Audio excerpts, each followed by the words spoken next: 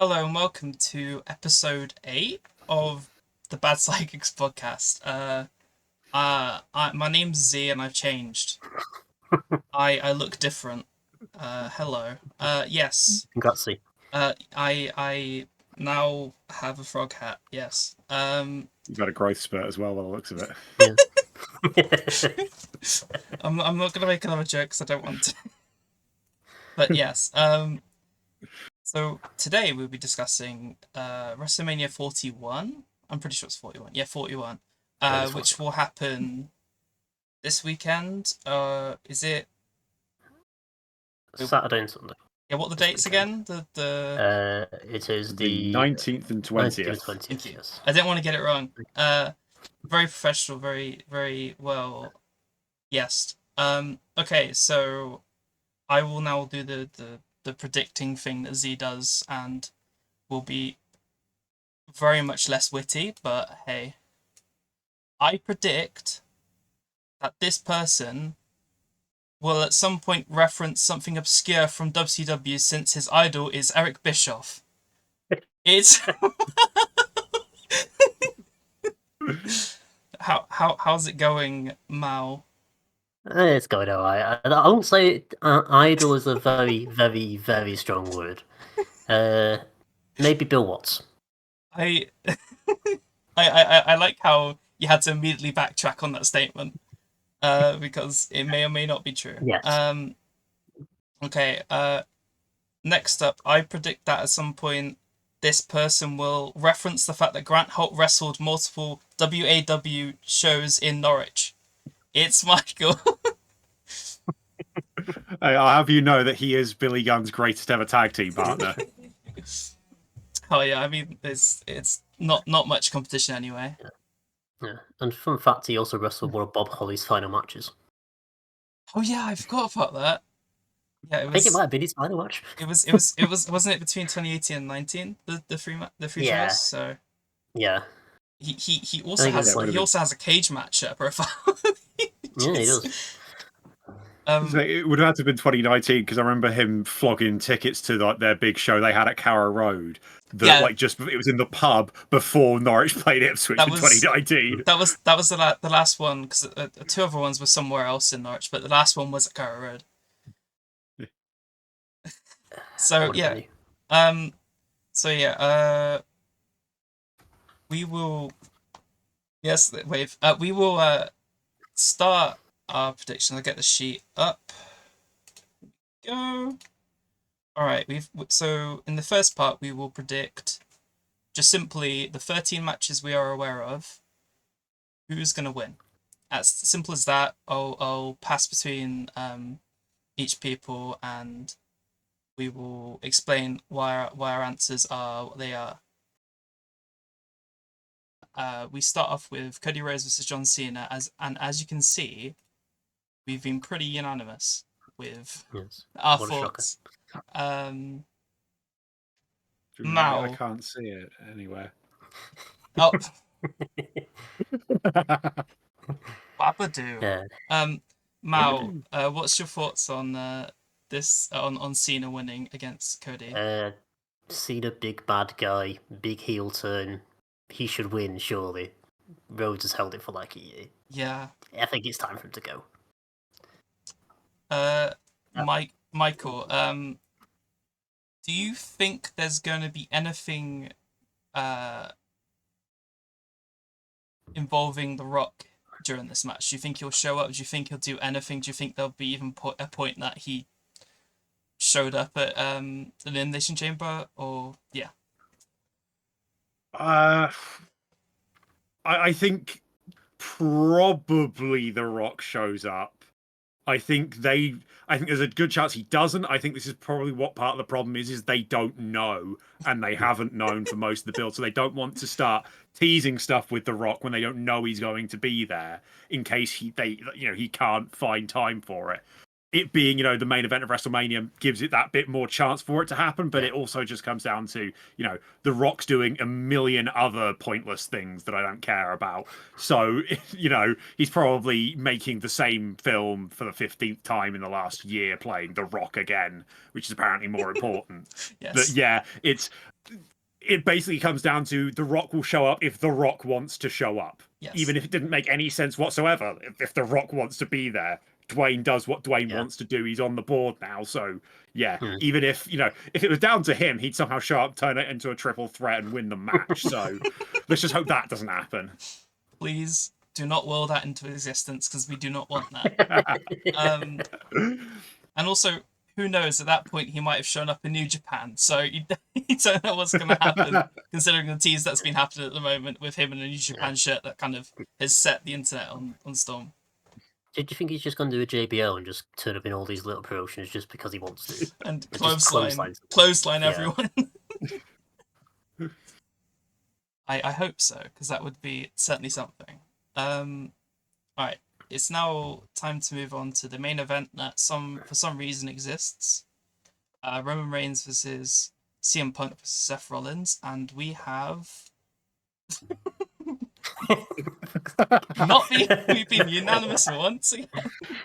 So I'll pass it to Michael. Why do you think Punk's gonna win this match?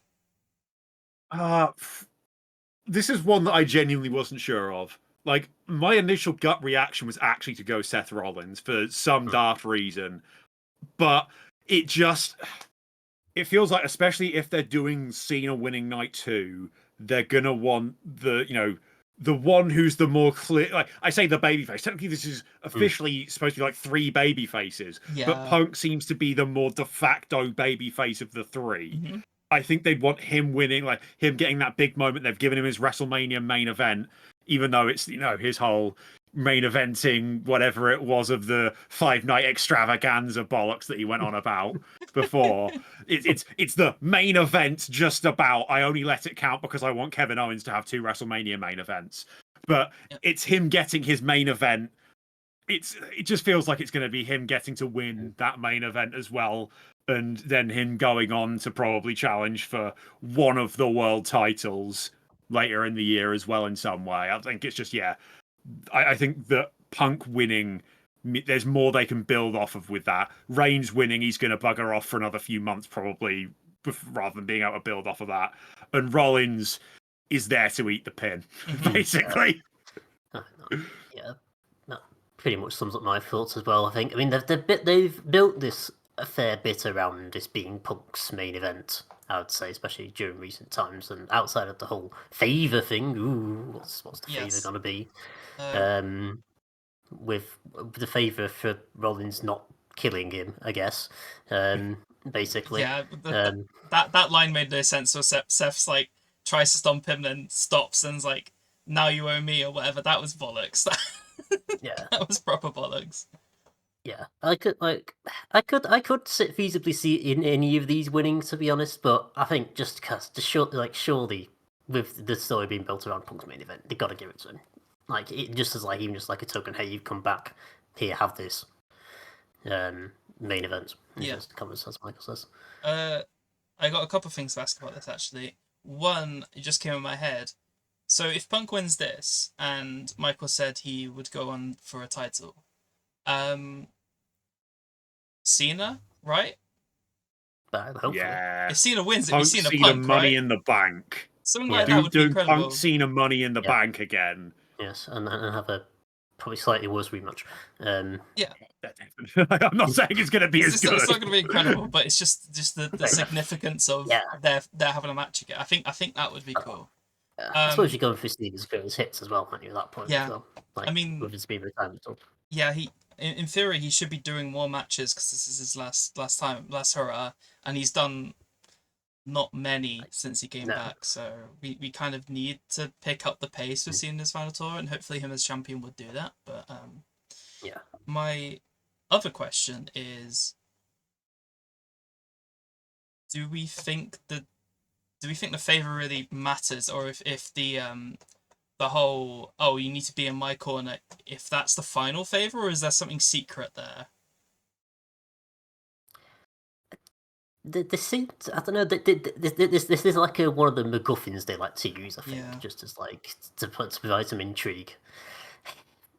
I don't know if like the only I don't know unless they want to do a swerve and Heyman just turns on Punk, but he's with Yeah. Punk but also with Roman, and it just helps Rollins out as of a favour for not killing him.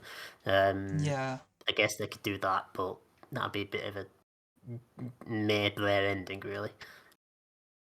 So Yeah, I it's think only they'll like a probably come swerve together. for swerve's sake, basically. It's Yeah. like we've got there's been so many twists and turns. There's one final one right at the end of it that doesn't really add anything. It's just like I said. Don't get me wrong. Putting Heyman with Rollins longer term could be fun. That could work because they're two very talented people. Yeah. But how we get to that point, they'd be doing it for the sake of doing a shock, basically. Yeah, pretty much. Yeah. So I don't think Seth needs Paul, but that would feel very forced, in my opinion. yeah, like this could easily be something they could come back to whenever Yeah. I don't know Reigns or someone gets a title and Rollins says, "Hey, remember that favor you owe me from like 7 months ago? Can I cash it in, please?" Like it's the Money in the Bank. Yes, it's like in the Money in the Bank. They put Paul Heyman in the bank contract. Yes, So Seth Rollins just comes out with Paul Heyman in Heyman the above his head, really pressing him above his head. Paul Heyman on a forklift. Oh yes. Now they brought back all the other WCW stipulations. You might as well bring that back. Exactly. All right, let's move on to the one that probably should be main event, but also Gunther versus Jey Uso. And have we been unique, or have we all gone the same way? No. Oh, actually, Okay. something's happened. I think I'll let Michael start with this one, and I'll go with mine last. Okay, so this is a little bit more of what I want to happen than what I think Yeah. will happen. I'm expecting Jay to win. I want Gunter to win. I want it to. At first, I did kind of want it to be Gunter just kills him, and it's just an absolute squash match. I don't think you can do that now with the build. No. I think what it should be is it should feel like they should have the match. It should be a back and forth thing. It should get to the point where, Jay, it all feels like it's built up. Jay has done the super kick. He does the frog splash, and then Gunter kicks out at one and then fucking murders him, basically. It needs to be a bit of like when they did a Jimmy versus Gunter on Raw a few weeks back. That, but grander, basically, where like Jimmy did the big moves, Gunter kicks out and then just kills him. That, I think, is what should happen here. That's because, honestly, Jay winning is just giving him the moment. Realistically, I don't buy him as a world champion, and especially with this world title, it still feels like this world heavyweight championship is in a position where it still feels like it needs the person holding it to make that belt. It doesn't, because it's not got the history, and it's not quite like it's been very stop start as well. It doesn't feel like it's something that Jay winning it doesn't feel like it's a huge thing for Jay. It feels like the belt taking a little step down. I think it's better for like, yes, sometimes it is, you have to have that story where the good guy wins in the end, but it has to mean something when they do. And I think Gunter losing this match doesn't quite, it feels a bit too like simplistic and just, oh, the good guy that everyone yeets for wins the match. And Gunter now is all of a sudden, despite the fact he's beaten him like 4 times in a row, this time he loses and this one's the important one. I just feel like Gunter winning, actually, they've built it up to a point now where if Gunter wins, it does mean something because they've built up Jay. But I think they've built up Jay brilliantly to be the guy that Gunter beats for heat. And I don't think it's built up in the way that it makes Jay look like he finally is a proper main event talent. He actually lives up to the main event Jey Uso part of it. And it's just, he's still been a bit too yeety, I think. Okay, so now I'm gonna have the complete opposite opinion. I really want Jay to win this because I feel like if he doesn't, then this whole build up with him winning the Rumble and this whole Yeet movement kind of feels a bit wasted. his recent promos have been very passionate, very good, like basically like peak Bloodline Jay, where he'd get on the mic, be very passionate, kind of be indecisive, and show emotion, and it actually makes it believable as a good face, and has been quite entertaining. Like Jimmy actually, I wasn't happy that Jimmy got involved, but Jimmy getting involved actually has improved the story and actually made it more believable and makes you want Jay to win more. I think that Gunther's reign's been a little bit disappointing in my mind. It's not been as good of a reign as obviously his IC reign. It's not been anywhere near that. That's Booking's fault as well as, I don't know. Did he not get himself over enough? I don't know. I don't understand why he. It should. Yeah, I'll let you go. It's a totally different sort of style of reign, isn't it? Really, Yeah. like in this one, he's shown to be more mortal, which doesn't really fit what we sort of wanted, what we sort of liked about him, which was just being the big Volta choppy chop man. Yeah, I can see your point. Like, and there is like it is a bit of a coin flip in my head about whether this would go either way. Like I can easily see them putting on it because they do like the ever since, well, it's not, is it really, it's kind of sort of fan led, sort of somewhat pushed by WWE, the whole Eat thing, but like same with Brian, same with Kofi, sort of the good guy that fans get behind who's never really quite been up there before, sort of thing. They do quite like doing that, but at the same time they've done it multiple times. This could be the time where they just go no. I think to wrap up my point, I think that if Jay wins, it will be a short reign.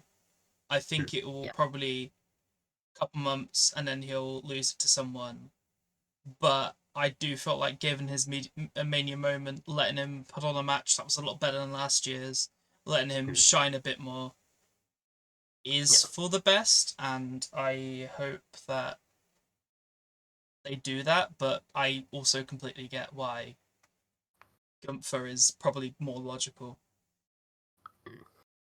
Yeah, I mean, I think this could definitely be a bit of a somewhat of a redemption, wrestling wise for Jay, just because he's not doing quintillion super kicks and shouting at his brother. Yes, at least I hope that doesn't happen.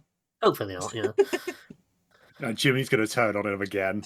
No, we don't want that. He's going to turn on him again, and then they're not going to do anything about that for like 6 months, and then they're going to go, "Oh yeah, that happened, didn't it? Oh, please. Time for another super kick match." Super kick on a pole. I don't want super kick on a pole 2.0. Like, yeah, the stipulation is whoever loses can't super kick anymore.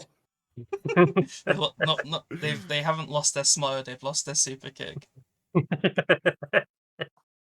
All right. If Jay loses, he can't say yeet ever again. Wow. Okay, that's a bit too far. All right. We'll move on to a match that everyone's so excited for. It is Tiffany Stratton versus Charlotte Flair, and okay, we've gone different. We'll start off with Mao, who's chosen Charlotte Flair. So why do you think she's gonna win? Again, somewhat of a toss with my head. My two reasons are the men's Rumble winner didn't win, so the women's Rumble winner could win. That's just to sort of like give one of them a title. Second of all, Charlotte Flair. See if she wins seemingly every time, whenever it matters. And yeah, that's pretty much it, really. I just kind of think they just want to use her more, but now she's back and doing stuff.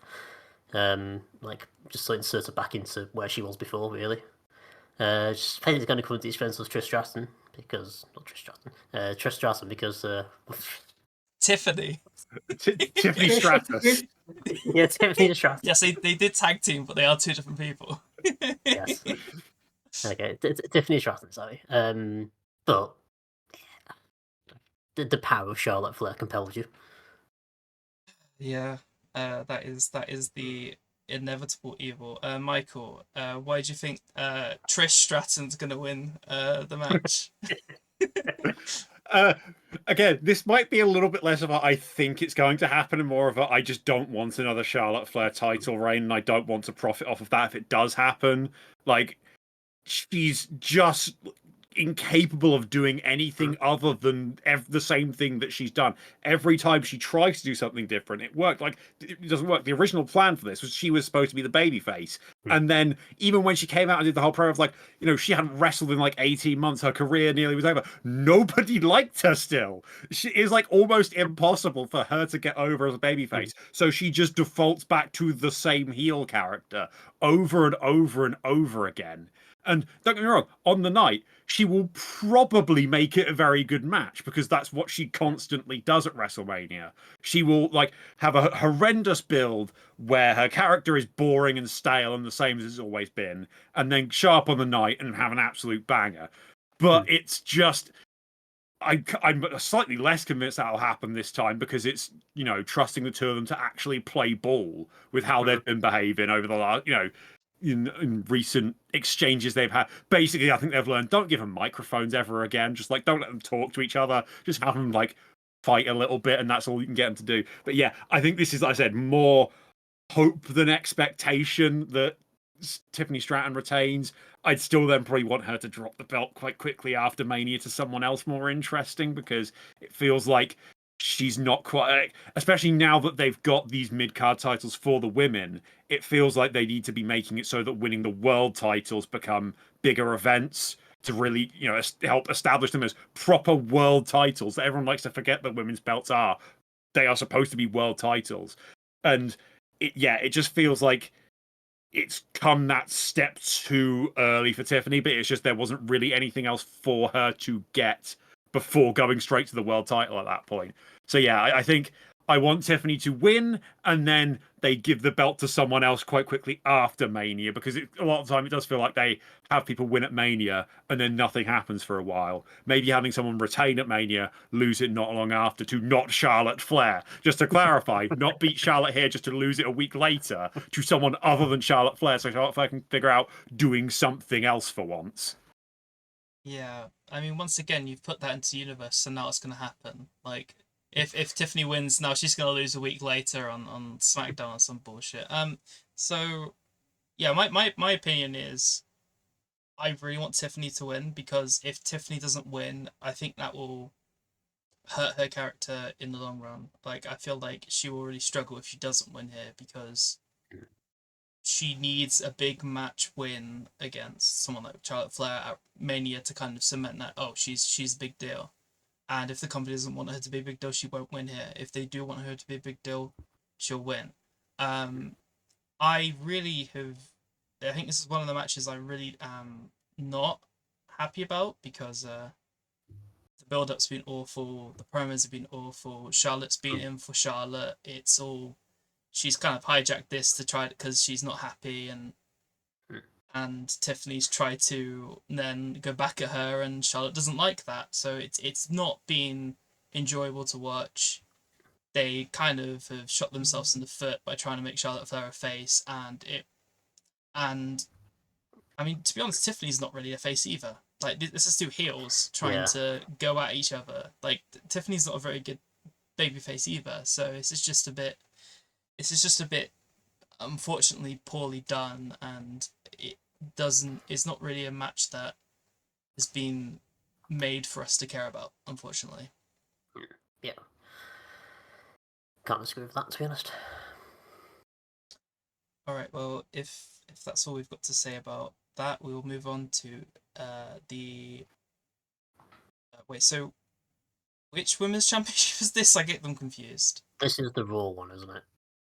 Is this? No, it's And what the next one is for the Women's World World Championship. Championship. They're Tiffany just Stratton is the WWE WWE Women's Champion, and then Io Sky and is Io the is the Women's World. Thank You you. basically have to think of the equivalent men's belt word, except they can't use the word heavyweight for the women. True. That's basically what it is. They won't use the word Yeah. heavyweight for the women, and they just couldn't come up with an alternative. Yeah. Yeah, that does make sense.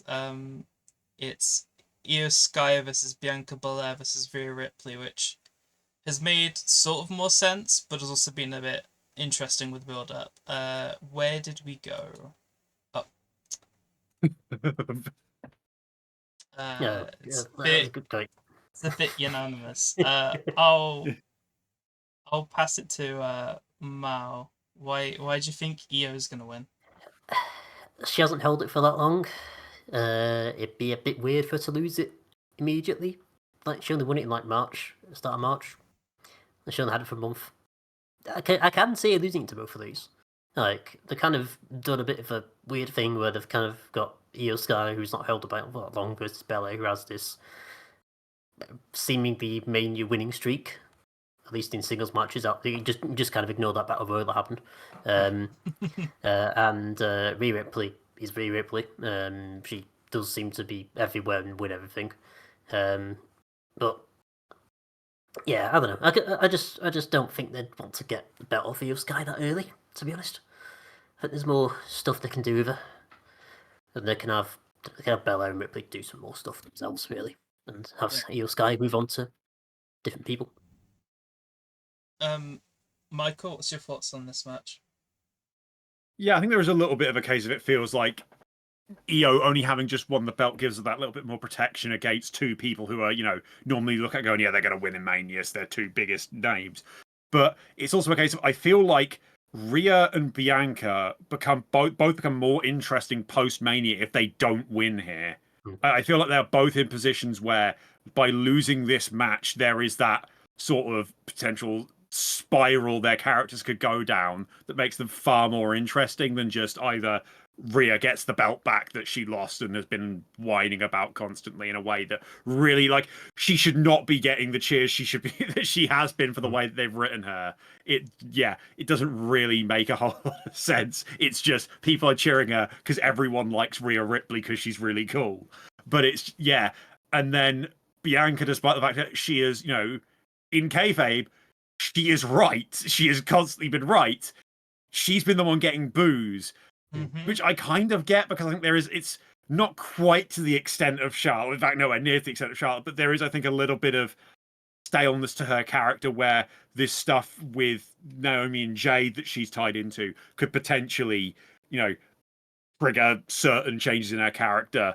And, losing this match could also push her towards potentially more of a heel turn, along with all the crowd reactions. It just feels like, I think if I had to pick someone other than Io, I think it's more likely Bianca wins this than Rhea.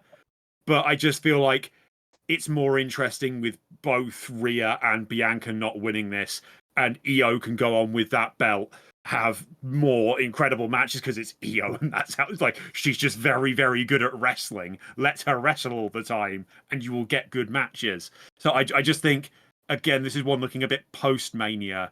I feel like Io with the belt leads to more interesting things for the rest of the year, as well as like Mal said, she's only just got the belt. It feels weird to have, because if she loses it, she's basically, they gave her the belt to shoehorn her into the match, which I don't think they needed to have done. So my opinion about as much as Io makes so much logical sense. But if Io doesn't win, I feel like Rhea makes sense because they could do the whole story. It's either do it here or do another match down the line of Io's never been beaten by Rhea, so they could in theory get Rhea to finally get one over Io. That's the only thing I can think of here because I don't think it makes sense because Io's kind of been treated as like the third wheel in this match. She's kind of been pushed aside by the other two that want each other's head. So Io's kind of been pushed aside and shown that she is obviously as incredible as she is. So I feel like Io should retain here, but don't know if they're going to do any bollocks. Who? The one thing I've got in my head, because on paper all three of these baby faces, but obviously, Bianca gets booed. Rhea's doing heelish things. Who do you think is going to wrestle as a heel in the match? Bianca. Yeah. I think she's already started without actually doing heel things, she sort of leaned into it a little bit more than Rhea has. I feel like Rhea, even when she is a babyface, can kind of do more. Like, I feel like it'll be Bianca acting more like the heel, like just in her, reactions to everything. Rhea doing things that you would expect a traditional heel to do. Like, if someone's going to cheat, it's probably going to be Rhea, but she's not gonna, but she'll get cheered for it because she's Rhea. Yeah. But I think it's a bit of both on it, and I think I also say that the whole, Io getting third wheeled, I think could very easily lead into basically Bianca and Rhea not paying enough attention to Io, and that's how Io wins. Yeah. Yep. That's true. Yeah, and plus, if I think it's just sort of a follow-on bit is, you'd think you want Belair to take the pin just to sort of start off the downward spiral thing. If you want to turn her heel, I think Rhea takes the pin. Okay. I think Bianca spirals off the fact that she didn't get pinned and can complain about that, whereas Rhea spirals because she actually got beat again. And again, it's playing off of this, she can't beat Io. I don't think they will go off of that route here, just because Io's not played off of it enough in the build. Like, Io's too clearly the baby face here, and it's a weird situation to have it where it's the baby face holding the "you can't beat me" thing over someone else, especially when it's technically supposed to be two baby faces. Yeah. Okay. I mean,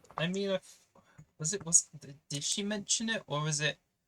I'm trying to think. If she mentioned it in front of their build-up when Io won the belt, because I remember if that was mentioned. If not, then commentary definitely mentioned it. I think Rhea might have brought it up rather than Io. I think Rhea brought it up in her whole like "I can't be," and I think that's something that they can take more of with Rhea going off of that. She keeps losing to Io, and then potentially they run it back 1v1 somewhere down the line. And then that's where, off of this whole Io having a winning streak over Rhea, gets used more to then lead into Rhea potentially winning the belt back. Yeah. That I don't know. The build up seems a bit. I got a bit annoyed with it because it's just Rhea just being mega heel but mega cheered, and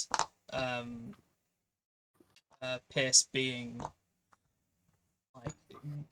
like, oh yes, this is not happening. This will be a singles match. This is how we do it, and then week later has to fold because of the very obvious double DQ Bianca's ref situation that was just kind of so obvious that it just kind of is a bit boring now. That if it's going to be potentially a triple threat and the other wrestler is the ref, it's going to be a double DQ and it's going to be a triple threat. That's how it is. And it's just a bit boring. They've got to the point we all knew they were going to get to, and we're happy that we got to it, because I think I called this months ago. I'm like, I want Io versus Bianca versus Rhea triple threat. Give me that. It'll be brilliant. And I think on the night it'll be great. But this is the thing. It happens especially a lot with like the big women's matches at Mania. They bungle the build in really weird ways, and then the women show up on the night and they absolutely crush it, and you forget it. Like, I think everyone forgets that when they did Bianca versus Sasha Banks, the builds of that got slated constantly, but everyone forgot that because the match was so damn good, because the women involved were so insanely talented. And that'll probably happen again here. Everyone forget the janky bits of the build because we got this match, and they will be so good at wrestling in the match. That's all you'll actually remember. Yeah, it'll be incredible, but the build up and the post fallout would be a bit interesting. But it's going to be good on the night. So we will move to this is for the US title. Yes. LA Knight, versus Jacob Fatu.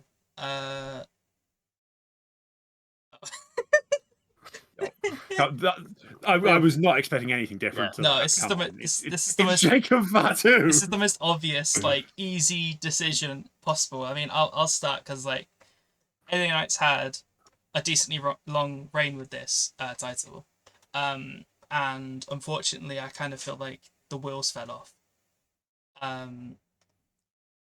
They should have given him a title 2 years ago, and this reign's been a bit lackluster. But he's, I mean, the whole Nakamura thing probably didn't help either. I was Really, gonna say, you remember there was that gap in the middle where he wasn't champion anymore. unfortunately, yeah, I did forget about that, and then I remembered that he had 2 reigns, didn't he? Yeah. With Nakamura kind of, they could have done so much better with that, and then obviously personal issues happened, but they could have done so much more with that before that, and it was just a very lackluster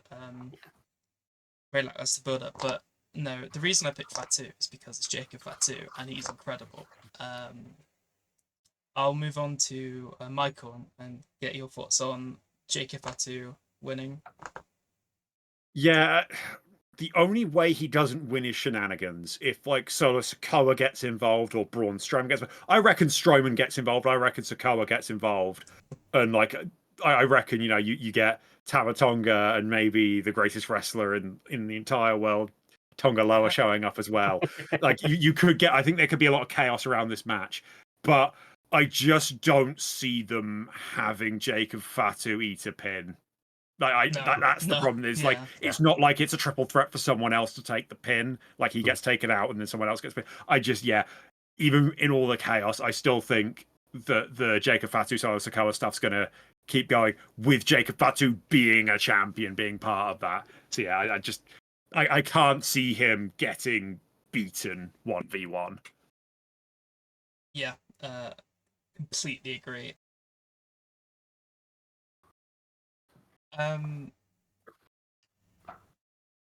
My question to add on to this is, do you feel like what do you feel like LA Knight's gonna do after this? Like, will he have another title? Will he just kind of fade back into the mid card if he loses here? I think they still do something with it. I think I'm not necessarily saying he wins Money in the Bank, but I think he'll be in that sort of picture of like a very like potential Money in the Bank winner. I think he's one that they will keep around as like that sort of upper mid card baby face where if there was like a sort of spot to put him into to challenge for titles, he's there. If they really want to pull the trigger and push him up to actually winning another title, he's perfectly capable of doing it. But I don't think they're going to be like bending over backwards to figure out, to build the storylines around LA Knight. He feels like the kind of guy they know they can chuck in anywhere and he's over. He will get a crowd reaction. And he's just sort of one of their safer bets at the moment where, like I said, they'll keep him around certain things. They'll keep him ticking along in certain feuds. They can put him up against, whatever heels they feel like having him beat. Like, he's just one that adds entertainment value to whatever show he's on. So he's one they'll very much want to keep doing something, even if it's not, they'll probably move him away from that US title for a little bit at least. Yeah, I'm in agreement with that. I think like he's very much just a guy who can drop him anywhere. He'll like he can get people saying yeah, which is which is what they want.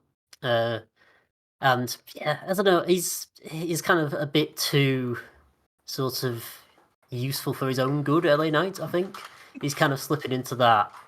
It might seem a bit harsh with Dolph Ziggler role, where he's kind of just being like a sort of like a useful sort of mid card, upper mid card guy. I can see him having like title matches against someone. I mean, they could put him against Gunther if they really wanted to at some point, or some big bad heel guy. Just as like because he's Gunther will beat the heel in that situation. But he's a bit too useful for his own good. I think. I don't think they're gonna. He can just go anywhere really, wherever the space he can fill. You just gave me like a thought here, like even though they're on different brands, I thought if Jay wins, imagine Jay LA Knight could be kind of cool. I don't Hmm. know why that came in my head, but that would have to be It's- more heel LA Knight. But and then because I don't. That feels risky Hmm. because I feel like in the very possible event that LA Knight is more over than Jay, that could That would be backfire. interesting. I don't think he is now. I feel like Jay is still more over, and Hmm. I just kind of want to see heel LA Knight at some point. Yeah, the crowd will certainly be interesting. Lots of people saying yeah and yeet at the same time. It'll just become a cacophony I'm of just hearing the noise. match now. They're doing like the back I forward. Yeah, I yeet, cannot. yeah, yeet. I desperately need this in my life now. God. You know, there's just some wrestling fans that would probably end them if they just had to Yeah. put up with yeah and yeet backwards and Yeah, forwards in a match. that would definitely fuel the AEW tribal lot. Definitely. They'll definitely enjoy that. Um, okay, so we'll move on to the Intercontinental title four-way, which is between Bron Breakker, Penta, Finn Balor, and Dominic Mysterio. And I know how this is gonna go because I've already seen this. Boom. Yep. We've all I gone for had a Dom. feeling we'd all done it. I had a feeling we'd all done it. Yeah. Yeah, so we've all gone with Dominic Mysterio following in his father's footsteps and winning the IC title. His father being Eddie Guerrero. So, Mal, what are your thoughts on Dom winning this? Um, so I was kind of thinking Braun could retain, but I kind of want to see Braun be put in an actual world title thing Yeah. because Mhm. big spear guy. We love big spear guys. And probably too early to put Penta in a title thing. Like at this point, he's only just joined really. And again, then they could easily move him up to a world title if they wanted to. And then you're left with Dominic Mysterio and Finn Balor. Finn Balor, he's there to do the pin, and Dominic Mysterio is the guy left to do the pin. So Yep. that's the kind of logical conclusion. Plus, it does sort of bring him back up a bit, Dominic, after losing the world title and sort of meandering a bit, I would say. Michael, your thoughts? Yeah, again, this just feels like one where there's more interesting things they can do having Dominic Mysterio with that title post Mania. Having that, people like, they often like to go down that, slimy cheating heel with the belt who eventually they get the big pop for someone to beat them. Like with, Dominic Mysterio in the North American Championship. That worked really, he was really good as the North American champion. And yeah, it just feels like Bron Breakker is ready to move on to other things. I think Penta is one where there's obviously the potential now for the Lucha Brothers to become a thing at some point in the not too distant future, which I feel like they want to establish them both individually a little bit first. That's why they put them on the separate brands, but then obviously they'll do the draft probably not long after Mania and probably end up back together and in the tag division, and then they'll forget about them. Or, they'll just get all the, Lucha people to just have the odd match with each other every now and again and then never have matches with anyone else. But I just think, I think Dominic Mysterio just allows for more fun things to happen post Mania. Even if he doesn't hold the belt for very long, he could hold the belt for like a month and then lose it in a stupid way. Or the other idea I've got in my brain is that they've teased this whole thing of potentially having Liv Morgan go after the women's IC title, having Liv and Dom both as IC champion at the same time. Yeah. That would annoy a lot of people in the right way. I just think that Dominic as IC champion, I just think it's time for them to give him a title on the main roster because I think he's earned it and he's ready. That isn't a tag team because didn't he win tag team gold with his dad?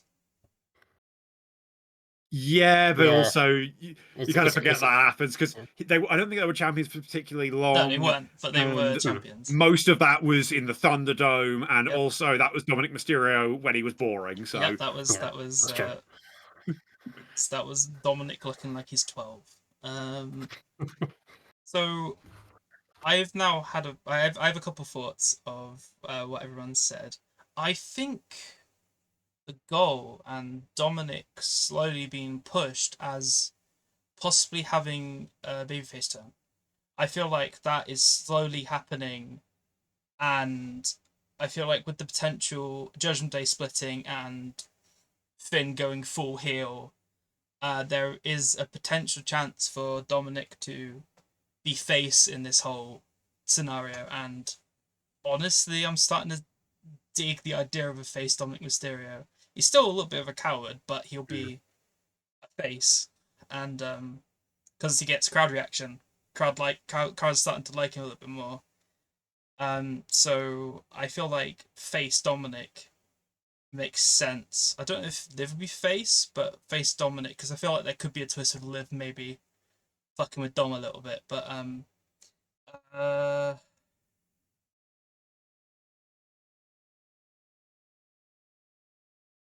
had something, but my mind went blank. Um. Yeah. Oh. Yeah, I can. Oh yeah. My point was I also had a thought, like my last point, the last match, thinking LA Knight could be a good match against Jay. Bron Jay, so that'll be how Jay loses his title. I think that makes a lot of sense. Like Bron, like spear off, but obviously Bron has the better spear. I think that would make a lot of sense down the line of having Bron Breakker absolutely destroy Jay. Did you mean crossbody, Eloise? Yes. Bron Jay and a spear off does not feel like an even contest No, not at all. whatsoever. I want to see it, but it's not close whatsoever. That's like having, a frog splash off between like fucking Montez Ford and Snoop Dogg. It's, Coffin Baby versus Hydrogen Bomb. Yes, very much.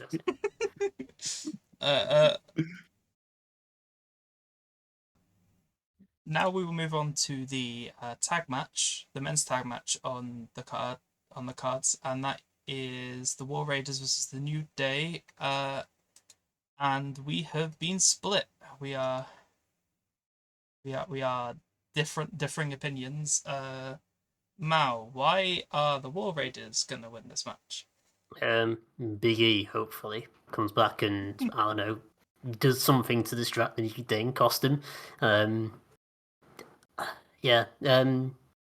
kind of didn't want to pick the New Day because I knew everyone else would really. Again, that would be the contrary here, and I don't know, like just the Raw tag team titles have kind of just been a bit meh for a while, and I don't. The New Day have them. If Big E's there, what they kind of fade back into the background again, with them sort of unless Big E can return to wrestling, like they kind of fade back into the background and not really are the focus. Whereas the Raw Raiders, they can put it on someone else who would be more of a focus, maybe a certain Lucha Bros. Yeah, that does seem like a logical next opponent if for either of these. I feel, but I don't. Yeah. I don't know when they're gonna do Lucha Brothers. I don't think they're gonna do it anytime soon because they're letting Penta do Penta things. Ray's starting to do Ray things. So I'm not sure when they'll pull the plug for that. Michael, what are your thoughts on the New Day possibly winning this? Yeah, I think my initial gut was actually almost the opposite, was to say that the War Raiders felt like the more obvious choice because Big E coming in and doing something to stop them, like the comeuppance for them and what they did to Big E. But it's that problem of if Big E can't wrestle, then what? But that's the thing, and I can't sit here and say, I can't even allow myself to think about Big E coming back because, I want it, out of all the wrestlers sat there who can't wrestle at the moment, I want Big E to be able to come back. I'm glad that he is okay, and that's the most important thing, obviously. Yeah. But, yeah, if he can't wrestle, I don't get at this point what him stopping the New Day from winning does. I don't get where they go from there. Him coming in to cost New Day from having the title, New Day get the titles and then further down the line, he comes in to back up a team, taking the titles from them. Feels like there's a bit more there, but it just feels like this can't be this couldn't be the end point of his involvement, because like he's not been there to be involved. He's not been there since the heel turn. If he was going to come in, it feels like that needs to have had a bit of more build up than it has. Like this match has barely had any build up as it is. Yeah. So yeah, it just feels like this is the point where, you know, they've not done that much with the New Day since the heel turn. It feels like they're finally finding the time to start doing that again, and them giving them the belts to run with and, you know, be the heel champions might actually inject something into the Raw tag division as well. Hopefully, like I said, that if they do end up doing a draft, they end up sort of distributing the tag teams a bit more evenly, because the SmackDown side, which should have a damn title match at WrestleMania, like they've got so many good teams at the moment, and it just feels like putting the belts on the New Day at a point where the Raw tag division has been lacking a bit just feels like it opens up more options. It makes it a bit more fresh. Like you've got like the War Raiders can come back at them. They've got the new Catch Republic back now, who they're seemingly putting in as a babyface team. Like there feels like there is more options for the New Day to face as the heel champions than there would be for the War Raid. Like if the War Raids retain, then what? There's there's very few other tag teams at the moment on Raw, so it just feels like the New Day makes a bit more sense. Yeah, you failed to mention the most important tag team that could face them, which is Him, everyone's favorite tag team, The Miz and Carmelo Hayes. Don't you think they could be champions? I mean, they're on the wrong brand to start off with. Well, but draft happens. My word, Carmelo Hayes, like he comes up at like the same time, like a similar sort of time to like Tiffany Stratton, Lyra Valkyria, Bron Breakker. They've done good things. They've at least tried stuff with the others. And Mello, they brought in as like a first round draft pick. They started off so well with him, like done matches with Cody Rhodes and that. He then has the like series with Andrade, and then they forget he exists. And then they go, he's not doing anything. The Miz isn't doing anything. Awesome. I guess that's you're a tag team now. Wait. Yay! Congratulations. Very much been like late stage Miz's. Chuck him in a tag team with someone that kind of needs it, or for comedy value. That's literally all Miz is at the moment. The thing is, though, Miz in his last tag team, I will say this without any sense of sarcasm. Miz got fucking carried by R-Truth in that team. The Miz was just kind of the guy next to R-Truth, whilst R-Truth is the best damn person ever. Yeah. Make him the world champion. Come on. If Cena does win the world title, the one I want them to actually run back is R-Truth Cena. Please. Please do R-Truth Cena for the world title. Come on. I'm not even saying R-Truth has to win, even though I would want him to win with all of my heart. I'm not saying you have to make R-Truth the world champion. Do it on an episode of Raw. Have Cena squash him in like 3 minutes, but just do the match. Like, R-Truth will make that so entertaining. That's his childhood hero. Yeah, his childhood turned hero against him. Like, come on.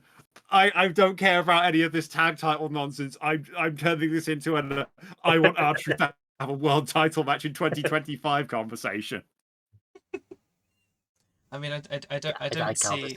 Yeah, I don't see an issue with you that. Can't say I'm wrong. You're not. No. You're completely right. You're Kevin Owens. You're always right. All right, let's move on to the women's tag match, which feels a little bit more less build up. I mean, neither of them really feel like they got much build up. Yeah, I was gonna say they've been equally as not built. Yeah. This is Liv Morgan, Raquel Rodriguez versus Bailey and Lyra? Yeah. Yes. Yeah, that's right. That is the one that just got announced on Friday, so I wasn't 100% sure on that. Okay. Yeah. Okay. Can they coexist? Yeah.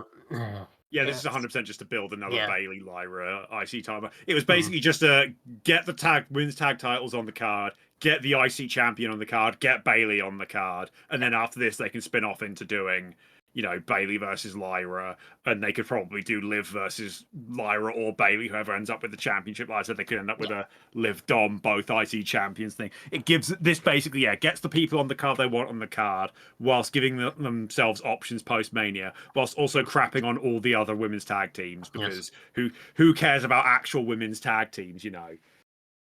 Two random people with very little to do with each other. Okay, your tag team challenging for the titles now. This also feels very much like this is probably what they had planned if Becky Lynch was going to come back, and then when she didn't, they went, "Okay, Bailey, you do it instead."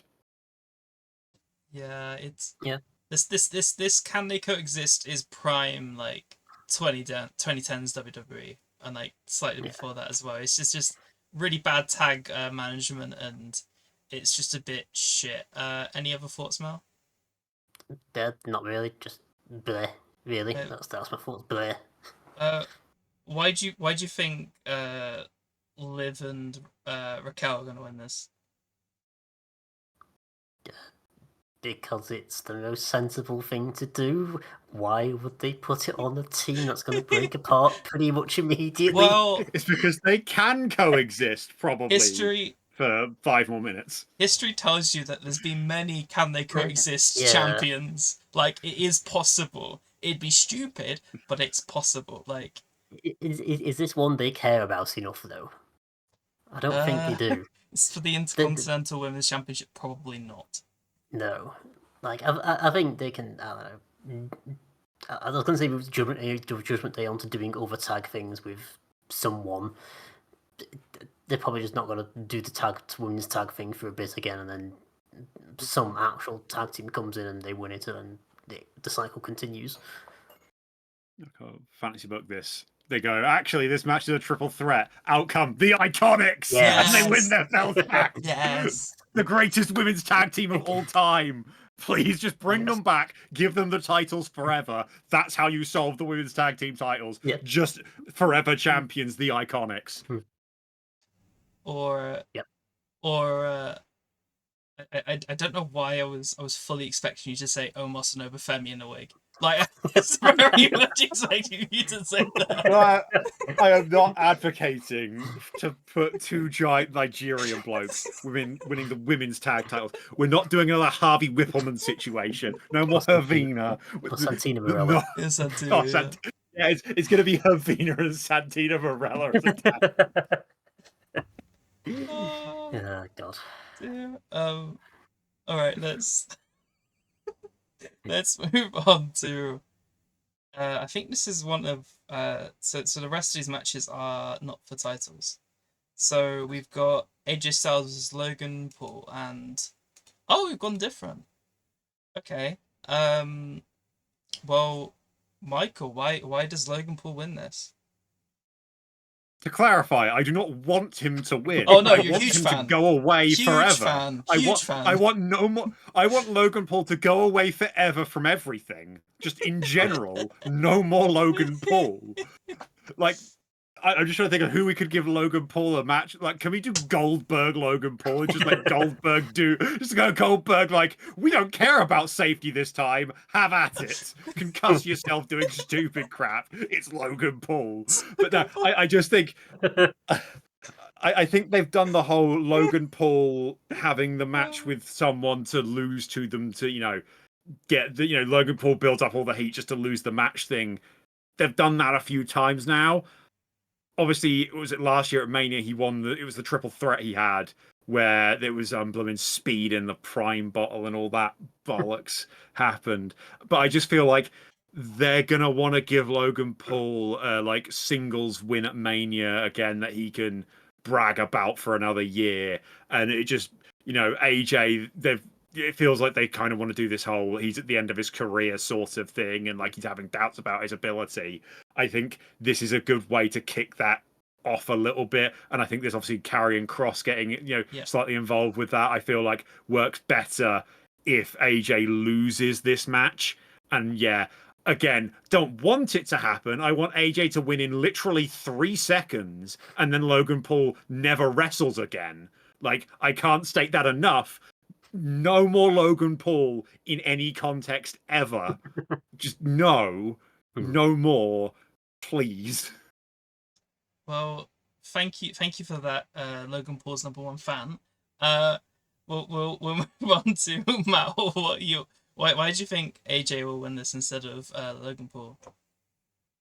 Please don't let Logan Paul win things. That's pretty much the entire reason. This is very much my heart full of pure and goodness winning against my very cynical head. I can very easily see them just, I say, AJ Styles, they can kind of chuck him a loss at this point, and give it to Logan Paul. But I just want AJ Styles, just the Styles class Logan Paul, through the ring to the portals of hell, and to never return ever again. And Styles wins by count out, I guess. I don't know. No, come on. If it's AJ Styles, like Styles clashing him through, that's AJ Styles. Styles clashing him through the entire Earth, and he just falls out the bottom because remember, it's AJ Styles. The Earth is flat. Yes. Yeah. That's true. So AJ wins by proving the Earth is actually flat, and that's all he ever wanted. The gay community. So I think I'll misquote it, but this is my heart being full of pure and goodness, while my head is bad and cynical. Is early contender for a title, because Yes. What a line. Gay community. So Your feet yeah. are flat. Yeah. I think actually listening to Michael, I think Logan's gonna win this because his past matches where he doesn't win, he loses, are for titles. Most of them. This isn't for a title, so it makes sense as a very easy kind of let Logan get a win because it's not for a title, because he's still part-time. He's still the part-timer who isn't going to be doing full-time, so they don't want it on another part-timer, which they have done in the past, and it doesn't go well. So you can't have all your titles as part-timers. So I feel like this is definitely building up to AJ and Karrion doing something. I think Karrion's got a match on Raw on Monday, so which is today. Okay. So it's today. Today's Monday. So they're gonna build to that. I think afterwards he'll lose and Karrion will, do his thing where he just talks and mimics his hair, and they'll do something long term. But I think Logan wins here. But I believe it's Styles. So if AJ wins, I'll be happy. But if Logan wins, won't be surprised. Yeah. It's very much a kind of prayer circle kind of thing, but my head's also kind of being it's probably Logan. But we'll see. Yeah. It's kind of pity because Styles is in that perfect position where he's got enough credibility to, if Paul wins, they can do something with him. But he's at the point where he can just take a loss. He's retiring soon. They can do a storyline with him and Karrion cross over it. Yeah, but I just want Logan Paul to be sent to the depths of hell to be poked with a big stick. Oh yeah.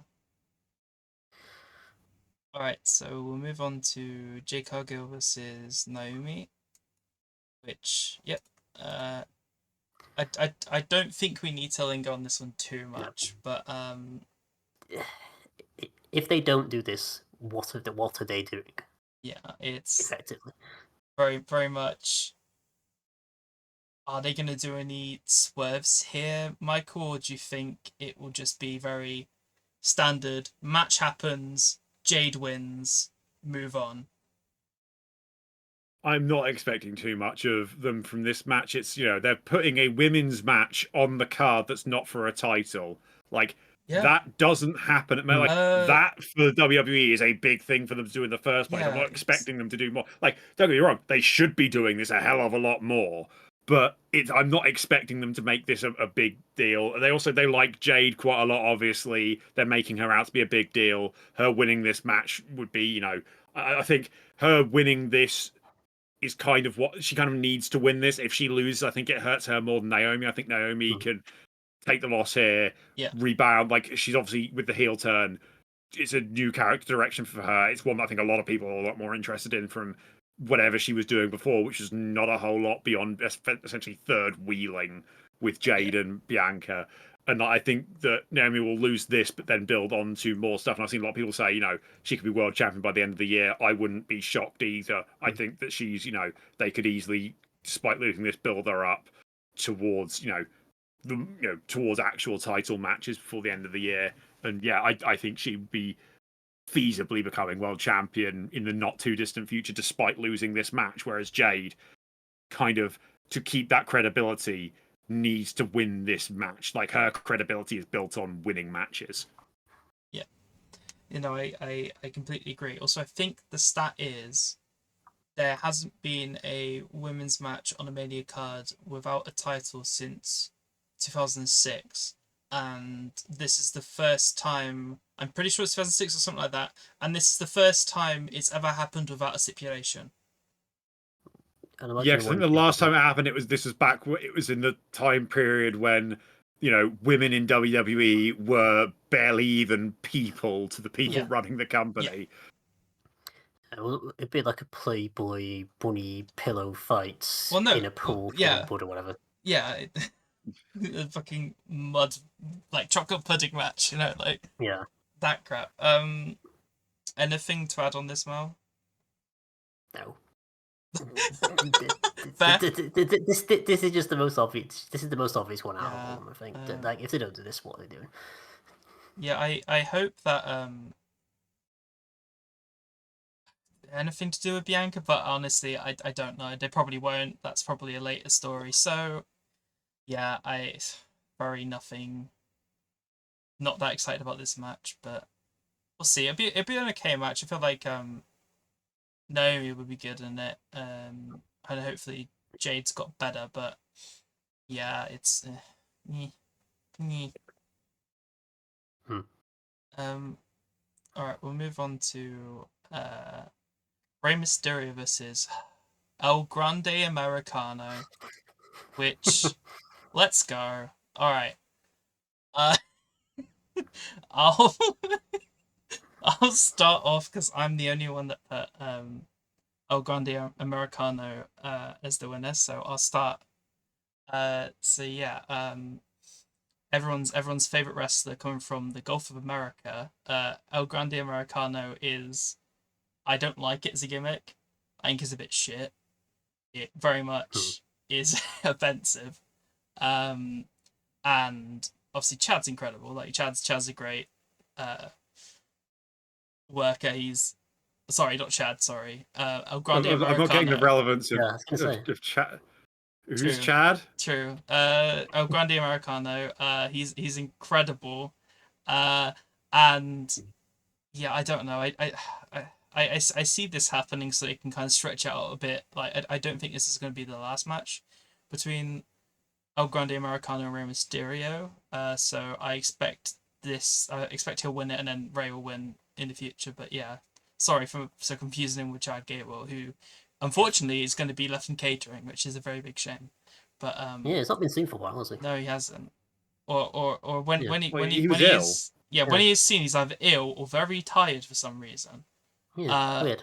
But Mao, why is Rey Mysterio going to beat the greatest wrestler from the Gulf of America? Yeah. I don't really have a reason other than I just. This is just kind of either of them could win. They'll probably carry on the storyline after this. Yeah. They might do some silly mask versus mask thing and have Grande Americano be revealed as someone, I'm not sure who. But I mean, this match I reckon would just be an absolute banger. Like 10 minutes, absolute wall to wall lucha stuff. Because they both know lucha stuff. But yeah, they make good lucha things. Yeah, yes. They do good lucha. They make good lucha thing. Yes. So I don't know. It would be quite nice to have Dom and Rey win on the same Mania card. Yeah. Yeah. No, that would be cool. Yeah.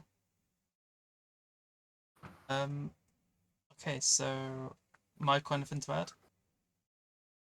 Yeah, I mean, it's just, that deadbeat dad's probably going to get all his little LWO buddies to help him, like Dragon Lee, who probably should have been in the match, let's be honest. The three issues have been more with Dragon Lee and El Grande Americano. He was the one that got his mask taken off and everything, and it would have been good for, Dragon Lee to get a WrestleMania match rather than Old Man Rey Mysterio getting yet another one. Like I said, deadbeat dad taking opportunities from the younger wrestlers as well. But come on. But yeah, he's going to get all his little buddies to help him cheat, and he's going to ruin the WrestleMania debut of the great El Grande Americano. And hopefully Chad Gable gets better soon. The colds can be horrendous. Poor man. Get well soon, Chad. Yep. All right, we'll move on to the last match we've got here. Which is Damian Priest versus Drew McIntyre. Which we are unanimous. So yeah, Mal, why is Drew gonna win this? That's building him back up to a title picture, I think. Plus, I don't know. I think he's the one they want to get back up there sooner. No other reason than that, really. This could again make a good Priest winning it, but this could just be fun being lead fight, or I don't know, ladder gubbins. Yes. This is the only stipulation match on the card, isn't it? What's the stipulation? It's a Sin City street fight. Yay! AKA a hardcore match, AKA no DQ match, AKA weapons match, AKA every single thing, every other stipulation that exists. But yeah, they can do a lot of fun little spots with they can get like some Las Vegas casino signs and smash it over each other or something. I don't know. Obviously small versions, not the full size ones. That'd be a bit deadly. Drew's just going to crush him to death. That's how he wins. It's no DQ. What are you on about? You can't disqualify him. I don't care if he's dead. I still win. Yeah. I think the first person that can build back up and just do stuff with any of them really, but or Gunther. Yeah. Michael, have you got anything to add? Yeah, basically this is Drew and Damien have taken what was essentially a consolation match of these two guys that have something, throw them together, and made it into probably actually one of the more exciting looking matches on the card. It just shows how damn good both of them are. Obviously, Drew gets a lot of credit for this, which he deserves. He's a brilliant wrestler who should be in big world title matches at WrestleMania and that sort of stuff. He is at that level. But I think credit has to go to Damian Priest as well. He is a very good wrestler. He is very good at building up these matches, making you give a bit of a crap about him, even if you actually kind of want him to lose to the bigger name guy. He is, he still makes it as though you want to root for him, at least in some regard. And I think these two have taken a situation where the fans were very vocal about not really wanting it to happen and made it so that people have gone, okay, yeah, these two will do great. They'll have a great match. It makes sense. Have at it, lads. Yeah. Completely agree. Obviously, I'm a little bit biased because I think Drew is one of the best wrestlers at the moment, best in the company, incredible. I could go on, but he needs another proper title reign. Like, I know he's 3-time champion, but he needs another proper title reign that isn't 5 minutes and isn't in COVID. So hopefully that can be built. But apparently this is going to be a long-term story, which kind of concerns me because I don't think this needs to go on much longer. But they apparently... it already has been a long-term story, essentially. Yeah. This should be it's been bubbling away in the background. Priest was the one who took the title off him last Mania. Then you had the match with Priest in Scotland where he got beat by Priest in Scotland, and then there was he tried to cash in on Priest and it back. Priest has been around all of this stuff with McIntyre, where people look more at the stuff. Seth's been there and CM Punk was there, but Priest was also there this whole time as well. It feels like this was like a bubbling in the background long-term story where this is the proper conclusion of it. apparently the Yep. dirt sheets are saying no, there'll be more, and it will continue further. So we'll have to see. But It's the dirt sheets. dirt They sheets. they say crap all the time. That's not true. Alexa Bliss wasn't coming back at the Royal Rumble, remember? Yeah. Yeah. Well, we will move on to the second section of our predictions. All right. So now we're on to the second part where we predict on lots of different categories. So the first one is going to be how many title changes we feel will happen over the night. So I don't know about everyone else, but I basically counted how many title changes I did, and that was the number I came Same up here. with. And Yep. our answers are, I mean, I'm the only one with 5, and got the other 2 with 4. I mean, it's a bit hard to really say much because it's just I've explained Yeah. why I think there'll be 5 for the past hour. But yeah, that might seem a bit too much because they do like to keep it even, but Mania they often like lots of title changes. So honestly, it could mine could work, but so I'm pretty sure this is worth. Is it worth 5 points?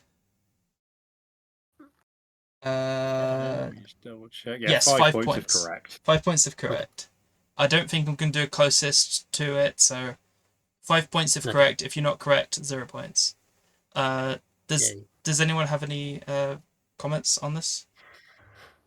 Not really. It's kind of similar to what you said. We've kind of explained all our sort of ideas. This could easily be up or down. Like there are a few matches where it could easily be a retention title change. Yeah. Bit of a flux, but I think 4s would be about right regardless. Michael? Honestly, I think I've had a quick look back, and I think 4's probably my minimum.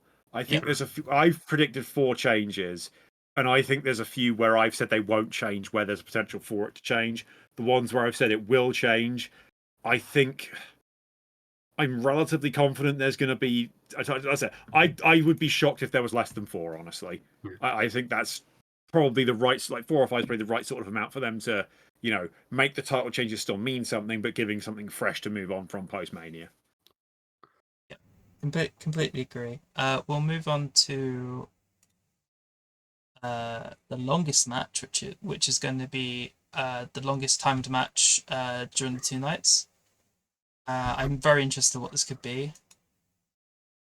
Okay, so we've got me and Michael went with Rhodes versus Cena, and then Mao went with Punk versus Rollins versus Roman. Mao, explain your pick.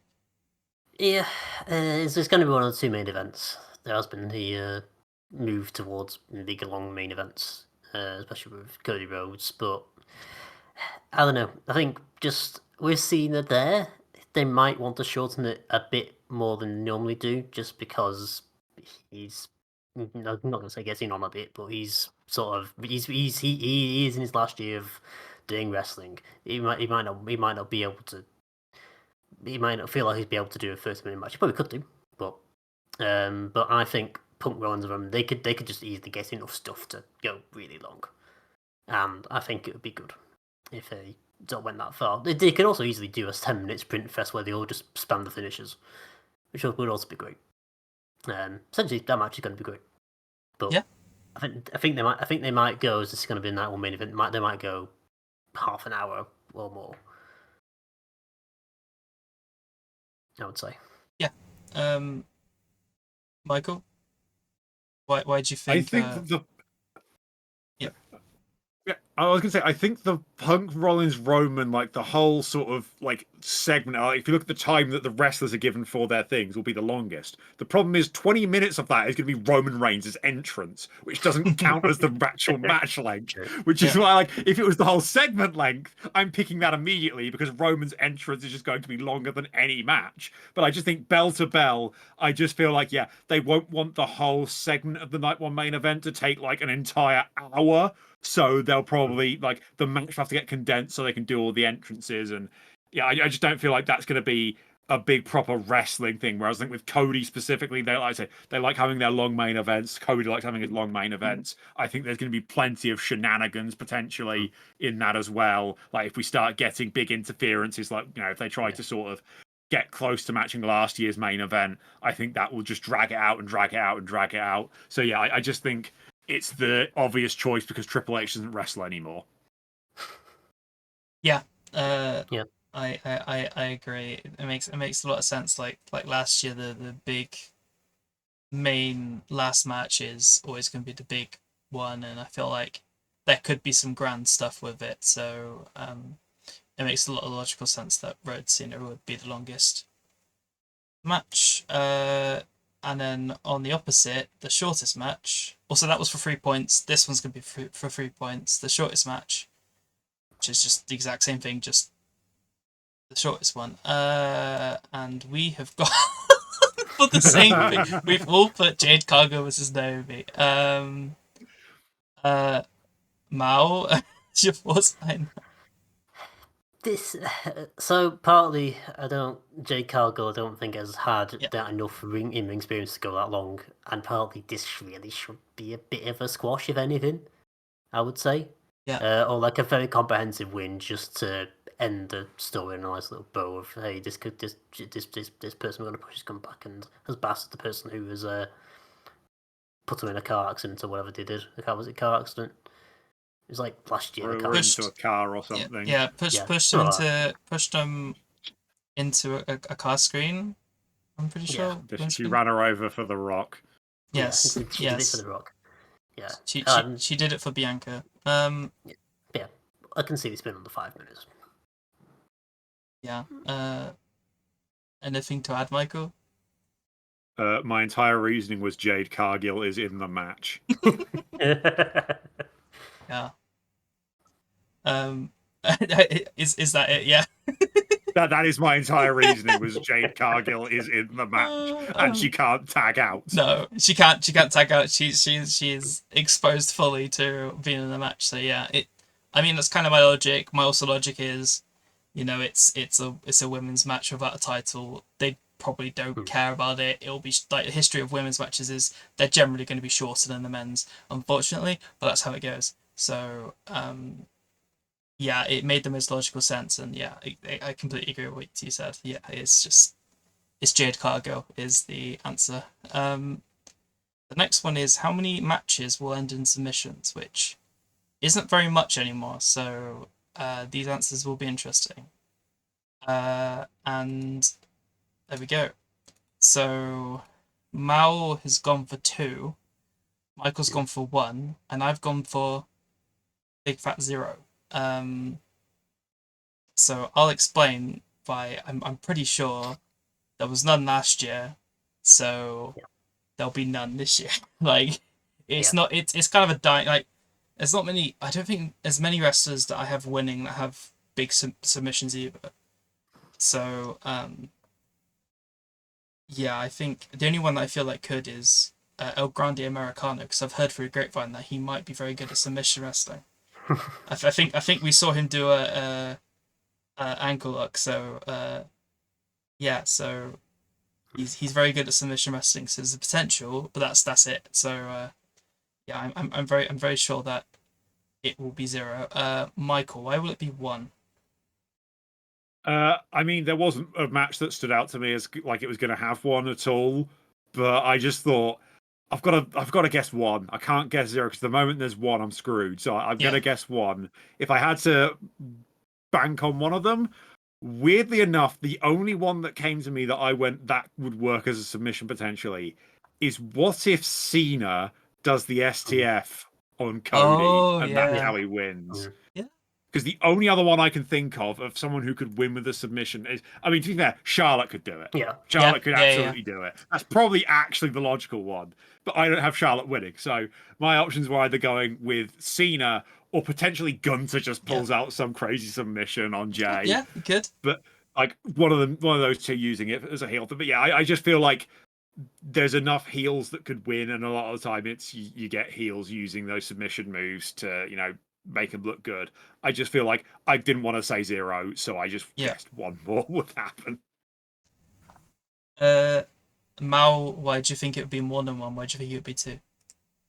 Charlotte Flair Yep. was one of them, and the other one, one of the other ones. I don't. There's, as Michael said, I was kind of thinking, Cena is the next one, really. Yep. That's the logical one, but you could just, I don't know. Anyone can win by submission as long as they're a big bad Healy guy. Dom's So, gonna yeah. make Braun Breaker tap out. That would be a sight. That'll certainly be something. Yeah, but yeah. But I don't know. I do like submissions. I kind of want them to come back a bit. Yeah. Like yeah.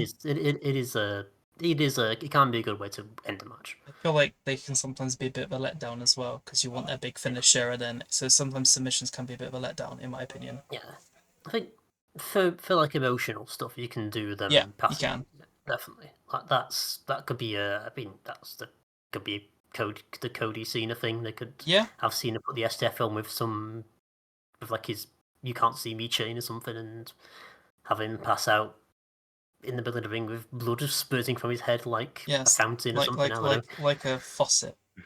Yeah. Yeah. I just like submissions. I want more of them.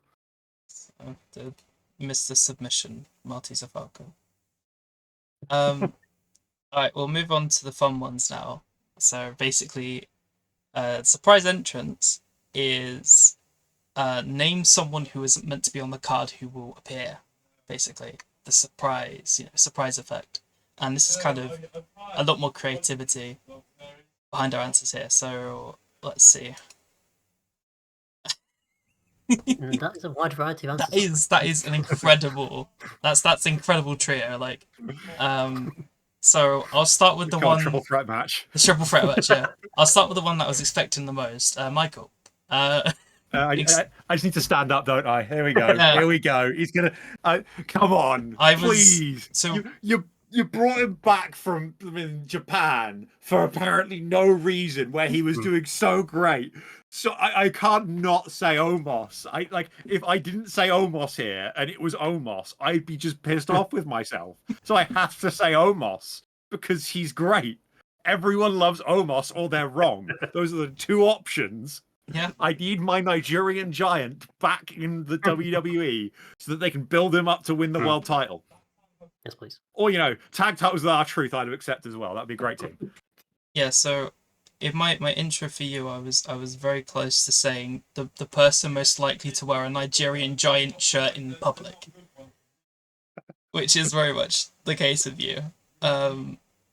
So you've literally seen me do it. That's why it's not a prediction. Exactly. That's called something that happened. Yes, something that happened that is funny. Mal, why have you brought this cursed prediction to the universe? Okay, so my initial thought was, number one, it'd be cursed, so logically they could do it. Number two, he's just an old guy. They can put him. I mean, Charlotte Flair's wrestling. They can have him come out with her. That's something they can do sometimes. I don't know why they do it this time, but and they could have like one of them weird backstage segments where all the legends come in and say "woo" or their catchphrase, and Von Simmons says "damn" at the end or something like that. It'll be one of them back. But then I think I messaged you this. It was a few days ago. I saw a certain tweet by a certain wrestling news organization that had apparently the odds of Randy Orton's WrestleMania opponent being Ric Flair were worryingly short. Yeah. With the photo just said old. Old, very much described Ric Flair. You got their trend of doing old, not poor, and sperm. Yes. So I hope it's the former. If it's the latter, God help us all. And God help Ric Flair, because we might see a death in the at WrestleMania. He will die. He will bleed profusely and die. And then die, yes. But I think it's a curse one that's semi-sensible, because there's multiple ways that he could come in and do something. Yeah. So I'm just thinking, you really want to put him near Tiffany Stratton? No. Like that feels like that shouldn't be allowed. Yeah, that's certainly been another twist to the real life heat between them. I don't know. They could bring Ric Flair back and have an affair with Tiffany Stratton. Oh Bring God, back you're that just reminding me storyline. of like I think the thing that everyone forgot when when was it Lacey Evans Lacey. went That was off it. Yeah. on maternity leave, and they Yeah. essentially insinuated in storyline that it was Ric Flair's kid. She Like, disappeared. just Yeah. don't let Ric Flair near women in No. general. I think should Yeah. be should be the rule. That's Just like not in wrestling, in real life. that is a Don't lesson in let Ric life. Flair near women, Yeah. Yes, please. 100%. I'll quickly go by mine, which feels the most sensible out of our picks. Is if there's going to be bloodline shenanigans, Tonga Loa will show up.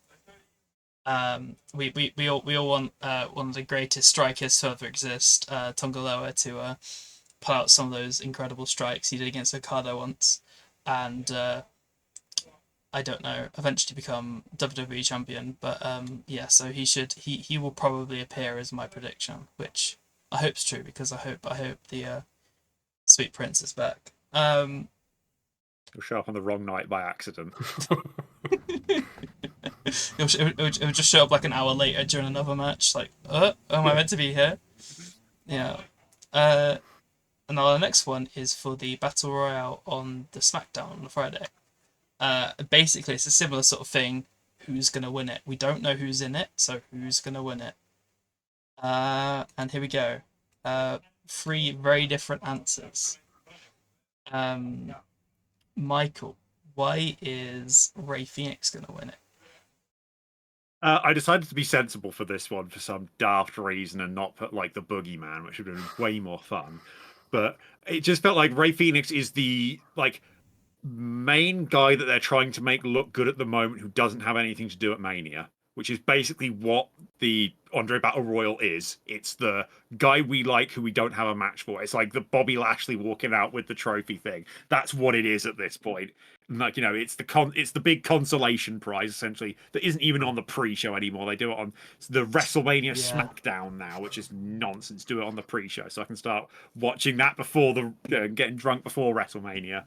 But yeah, Ray Phoenix is their guy who they're trying to push at the moment, who there's no obvious plans for because of the weird. They kind of got him at a point where they probably weren't really expecting to. They can chuck in the battle royal. It gives him an achievement already on his own to help him look good as a singles wrestler, but doesn't have to actually mean anything long term. Yeah. Yeah. Mao, why will Braun Strowman win the Battle Royale? I was kind of struggling about who could really win this, to be honest, because I don't know. There's no one who really stands out as a guy who could win it, and Braun has been involved in a surprising amount of stuff, considering his legs are seemingly gone. Yeah, they are. So I reckon they can just chuck him this as a thing, and maybe set him out on a high. I don't know. No, I just thought of they could do a thing where the reason Iron Sheik won that gimmick battle royal was because he couldn't physically be thrown out the ring. And it's like, oh no, I hope Braun's not at that stage. Yeah. Poor guy. Big up Iron Sheik. Fuck the Hulk Hogan. Yeah. Just on the quick aside, I was tempted to put Omos down there, but I figured they're not going to bring him back for the battle royal, surely. I hope so, but no. Even if they did, he wouldn't win. Yeah. Briefly, just go Karen Cross because he's kind of getting a push. But I didn't really know who, so I felt I picked a mid card guy that was generally sort of getting pushed, even though he hasn't had a match in a while. I don't know. I just kind of picked Karen Cross because I like Karen Cross. So there we go. Now so that's for 5 points. Now the next one's also for 5 points, which is the Raw After Mania, which is basically someone who hasn't been on TV for a while who's going to return on the Raw After Mania. Pretty self-explanatory. Who do we go for? Three very different answers. Obviously, Michael went with Omos, Mal went with Julia, and I went with Rusev, which I in my head I was like, I want Aleister Black to show up, then I was like, he's going to be SmackDown. So I was like, okay, who could be surprise, sort of gimmicky, fun, rather than just simply going basic answer, I went, oh, Rusev. Rusev would be cool because he's apparently signed. So, or has he apparently signed, or he's been in talks, I think is the official wording. So I think he's signed. He's signed, from what's okay. being said. So yeah, Rusev would be. I want him back. It's a shame they can't have Aiden English back, but I mean, it's still going to be Rusev. So yeah, that's my prediction. Mal, why do you think Julia's going to debut on the Wrestlemania? So NXT Down Liver, they've got the 4-way for the women's title. I could arguably see it being any of the 3 people who've just come in, really. Jordan Grace, the Fakir, or Gilia, and then the other one might win it or just won't take the pin, I'm guessing, but the other 2 might get called up. I don't know. Gilia and Io Sky having a match would be quite fun. Yeah. I think Io Sky's on Raw, so yeah, I kind of just want to see that. So, but yeah, could be there, could be her, could be Jordan Grace, could be Vicaire. I think either of those, but I've just picked Julie because I want to see that match. Michael, why have you picked Omos Shock Horror? Because if I pick one out of him showing up at Mania or the Raw after Mania, and he shows up on the other one, I'm going to be really annoyed. So I had to make sure if he shows up on either one, I get points. So I'm doubling down on Omos because I can't not get points for him showing up. If he wins the Battle Royal now, I'm going to be really pissed off. I will be simultaneously happy that Omos is back and winning, but also pissed off that I got it wrong. So please wait for Mania so that we can do like a, WrestleMania 9 thing where Cena beats Cody, and then Omos comes out to defend Cody's honor and goes and challenges for the world title and wins it. Be way better than Hulk Hogan doing it because Omos is cool. Yeah. Yes, and Hulk Hogan isn't. All right. Omos probably smells nicer as well. That's his whole thing. That should be his gimmick. His gimmick should be nice. He just puffs after shaving people's faces. That's a good heel gimmick, actually. What, like Rick the Modern Martel? Oh, it's that his gimmick? Did I just rip someone's gimmick? It's Rick Martel, except a 7'3" Nigerian man. Yes, same thing. Yeah. All right, and then we move on to the final one, which is the bonus question, where we all come up with our own questions and we decide on how much points that's worth. So, okay, here we go. Mine is someone has a live entrance and they actually win their match. Mal's is speed title appears on main or pre-show. And Michael's is someone who wins a title at Mania, loses it on Raw. So, Mal, why do you think the speed title is going to appear on the show? It's everyone's favourite WWE programming, WWE Speed, the 5-minute thing they do on Twitter. X, the everything app. I don't know. It would be funny if it just appears randomly after it's not been shown on TV forever. I don't know where they could show it. I kind of put all the pre-show because the pre-show's 3 hours long. What can they do to fill 6 hours of talking outside of maybe bringing in one of the speed people? Like, I think, spoilers for Wednesday, but I think Sol Ruka wins the women's one, apparently. So maybe they can bring her on and say, oh, we've got this lovely speed title. Go and watch us on XDF thing app or whatever the hell it is. Yeah. I don't know, they just got a lot of guff to fill, and this might be the only time speed title will ever appear on WrestleMania ever. Unless you just announce a surprise match with Randy Orton and Dragon Lee for the speed title. Oh, yeah. I've just realised something. Before we get to the points, I just realised something. You're going to make me watch 6 hours of the pre-show to verify if it shows up. I hate you. I actively hate I should have put something like, like one specific person is somewhere in the crowd and you have to prove that they were. Like, you don't have to watch the show. No. Have to scour people's social media and everything to make sure they weren't there. That's the sort of thing you should pull when Z is hosting, not me. Please. So, okay, so there are multiple ways we could do points here. We could do a single total, or we could go low offer, high offer. Uh, how how predictable do you think this is, Michael? Like how? My main thing is I don't actually know if they are allowed to do that. Like, I think there are Yeah. contractual things in which the Yeah, speed I could title is not allowed to appear outside of Twitter. That could be true. I don't know nor really care, to be honest, either way. If there Also, is I completely contractual forgot stuff. Dragon Lee was the speed champion. Yeah, Is- I'm gonna be honest, when you he's- said Dragon Lee, I was like, oh yeah, it's Dragon Lee. Though I wasn't now double guessing, like, is it Dragon Lee? I know he Yeah. was. Is Dragon Lee and spoiler alert Sol Ruka? Yes. I knew about Sol Ruka. I'd seen that, but yeah, no, it is Dragon Lee. He has apparently been champion for 150 days. Yes. Yeah. So yeah, like I can understand if there was a contractual thing doing it, but they own Yeah. the title. Could they just put it on pay per view? I don't think anyone will give a toss. Surely, I don't think Twitter gives a toss. You know? So You never know with the people running it. They give a toss True, about true. random Yeah. crap all the time. Yeah, but the um, mates aren't they? They don't give a crap about things they should do. Yeah. Yeah, so the mates they can just kind of work something out to have the speed title appear, and don't think Mr. Doge Man would give a toss, to be honest. Oh, what if he appears in the crowd? all right, wait, move on from that because I don't want that to happen.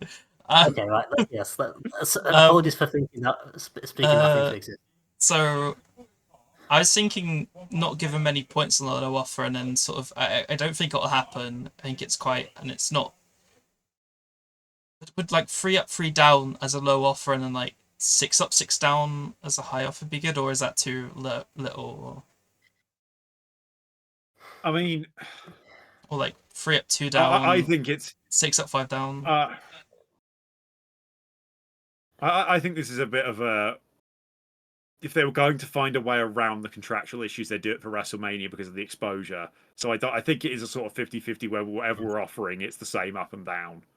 Okay. So like But yeah, so 3 up, 3. Oh, it should be 4 up, 4 down, or I'd go 4 up, 4 down. 4 I up, 4 think. down as a low offer, and then would you be okay with 7 up, 7 down as a high offer, or are we just doing one offer? I think it's just one offer. Yeah. I don't think we Right. get to give him a choice. I think it's a do you accept this or not? And if he says no, Sure. we go tough crap. You get it. Tough crap. You'll get Because minus has 10 never points really at this rate. established a way to disagree. Yeah, no, it just kind of agree. Yes. Yeah. So okay, I'm fine so with that. 4 up, 4 down. I'm fine with that. Okay. Someone who wins the title of Mania and loses it on Raw. Michael, explain. Yeah, basically, I feel like it's been a little while since they've done the, I'd say 1 day reign, but it could be a 2 day reign if they win it on the Saturday. It's just, it feels like someone, like, say, a Dominic Mysterio could win the title, get that, like, all that heat from winning it at Mania, just for them to get the big pop on the Raw after Mania by having someone beat him for the title. Or it could be the other way around, where it could be a babyface wins it and then they get the heat on the someone for, taking the title off them. The Raw after Mania. It just feels like they, especially with Netflix now involved, will want to make that Raw after Mania a bigger thing. And one way for them to do that outside of debuts and returns is the, shock title change. It feels like, I think the last person that happened with, that I can think of, was like Zack Ryder. Was it after he won the IC title and then dropped like the next day to the Miz? Like, I know people were thinking that could happen with, say, the Raw tag titles last year, thinking they give R-Truth his WrestleMania moment just to then, have him drop the belt the next day. They could do, figure out a way of giving someone. If anything, it feels like that IC title is their best opportunity to put it on someone because they've got 4 different options of, give it to Dom for a day and then he loses it, or give it to Finn Balor for a day and then he loses it. I just think it's something that they will use to get interest in Raw post Mania on Netflix because that's their big thing at the moment. They're trying to push people towards. Yeah. Okay. That seems somewhat realistic. I think the only blocker is a new title winner out of the ones who I guess we've all predicted. The only one, as you say, is Mysterio. I don't think that's going to happen. No. I think it's a long shot that Yeah, you say 1 day reign or 2 day reign. No, we're not willing that into existence either, please. I mean, Boy that Boss comes back and squashes him. yes. So, like, I'd consider like 6 up if it happens. Mm. 4 down. Yeah, I think this is not that likely, but there's Possibility. It's possible. there's a possibility. Yeah. So I think yeah, sort of edging it towards the up column is a bit better. I think. So take the 4 down's fine with me. 6 up, 4 down, Michael. Yeah, go on then. Even though I want to disagree just to see what the procedure is, but if Z was in charge, then I'd definitely be pushing. Yeah. I want to see how this works. I don't know the procedure, but we're just kind of. I think we just throw numbers at you until it sticks. Is probably. I would like 12 up and then -5 down. So even if I'm wrong, I still get 5 points. I think as host, I think I overrule decisions after a certain point. So. This is my negotiating tactic. What are you on about? Say nonsense and hope it works. My new thing is give me 10 points and then there's no actual thing on this one, so I just get 10 free 10 points. Yeah, just 10 points, just for fun, bonus points. And then we'll go on to mine, which is someone has a live entrance and they actually win the match. It's pretty simple. Historically, they lose. So I'd like that to not be a thing. I don't remember the last time someone won and they had a live band or a live artist sing them too. Rhea last year? Did she win? She definitely won last year, and she's definitely had because like she beat Becky last year. I'm pretty sure that was the year she had. Is that the year where they had Motionless in White? The Motionless in White, I'm pretty sure was. Okay. Well, it's still quite rare, so yeah. I know that was the first one in a little while. I know, but yeah, like it has. I know Rhea's definitely done it at some point. Yeah. Well, yeah. Just discuss how many points you think that's worth. Yeah, I'm having a quick look through matches. Who would get a live performance? Punk is the first one standing out to me. Yeah, Punk. I could see Punk. I mean, Rhodes probably get one, but obviously, I think he's gonna lose. I think. Jay it doesn't feel like there's that many options because like whose theme is actually by a band that's not just blooming Def, who's not been Def Rebelled essentially. Yeah, and we're getting fewer and fewer people that haven't been Def Rebelled, so there's fewer and fewer options for people that actually do. I think maybe they get someone out for Jey Uso to do like a little bit before the Yeet stuff. Because they've done that before with one of the rappers that I can't remember the name of when they had the tag match with Sammy and KO. Lil something or Lil other. Uzi? I could not tell you if that is correct or not. It was Lil something or other. Lil something or other. You know, Lil Uzi Vert. I'm pretty sure. Yeah. Another thought I might have had was they might, seeing as Travis Scott was in the photo for the Cena heel turn, they might have him do something with Cena's theme. Yeah, that's what I'm thinking. It might be Travis Scott and Cena wins. Yeah, but it's also Cena's whole thing. Like part of it is like, no, you don't get new fancy music. Yeah, I think Cena is possible. I think Punk is possible. I think Jey Uso they could do something with. Not sure. I mean, Rhea's not impossible. That's what Logan Paul could get someone to come do something for him. What if it's Logan Paul wrapping himself to the ring somehow? All right, we need to stop. We need to stop willing these things into existence. Cause... The KSI wraps Logan Paul to the ring. No. Yes. I don't want that in my wrestling. Almost confirmed to happen now is KSI is going to wrap Logan Paul to the ring. Logan Paul wins in a minute. And therefore your prediction is correct. And therefore I think it should be 0 up, 10 down. You're just risking points. Yeah. Are we just gonna sabotage me? Yeah. I think to be realistic, I think this is someone's gonna have a live performance, and I think the ones who would have the live performance are likely to win. I would say, outside of maybe Jay, if they do that. So I'm happy to go 50-50 on it. I think Like, 50-50 three feels down. fair. Yeah, maybe like three down, just cause. Three? Okay, Only okay, three? I go a bit more. I Okay, think well, 5 up, 5 down. 5 up, 5 down. Okay, fair enough. Okay, that's fine. I'm happy to go with Just that. because I think Def Rebel has made this less That is true. likely That to is true. happen. Yeah. Yeah, there's going to be less opportunities for it for sure. So I'm 5 up, 5 down. It's fine. You happy with 5 up, 5 down? Louise? Yeah, I don't think I can disagree. So yes, I agree. Okay. Well, Well, you can't disagree. I'm going back to 0 up, 10 down. no, 5 up, 5 down. Final. Well, that's it. We very much have predicted WrestleMania and maybe gone over a little bit, but Yes. I mean, Until- we were given free reign to talk about wrestling. This is Yes. this is what happens. This is the consequences. Yeah, I end up advocating murder a couple of times, Yeah. I think. Yes. I think I've asked for Jey Uso to get murdered. I think I've asked for Logan Paul to not exist anymore. This feels like a continuation from the golf episode where everyone wanted everyone dead. So we're continuing this theme. Yeah. I think the worst thing about this is that we might have willed several cursed things into existence just by speaking of them. Yes, and I think that was mostly me. Yes. Yeah. But So blame Michael level. yes, it's all If Michael's Logan Paul fault. comes up to Kilimanjaro, you can blame me. Well, yeah. So unless anyone else has anything to say, I'll close it off here. Yeah, it's been a great episode. Hope you enjoyed, and we'll see you next time. Remember, be big mystics, not big mistakes. Bye. Bye.